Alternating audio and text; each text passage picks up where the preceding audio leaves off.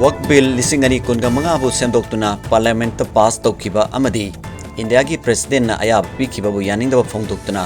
ngasi Manipur da su maruwaina maitai pangal sina kundari ba mafam kaya da yaningda ba khongjang changsin khre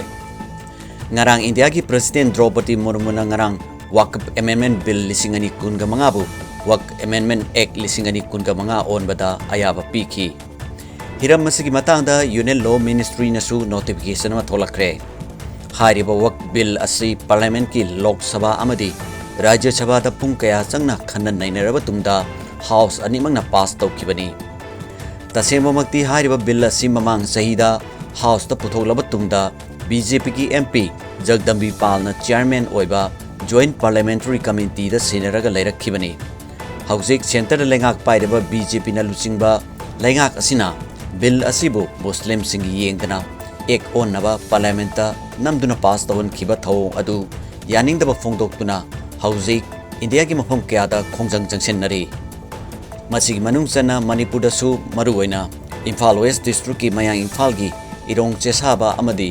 Thobal district ki oina Sora bazar gi mafam kya da ngasi ayukti hauna maitai pangal gi miyoi kya na khongjang jangsin khi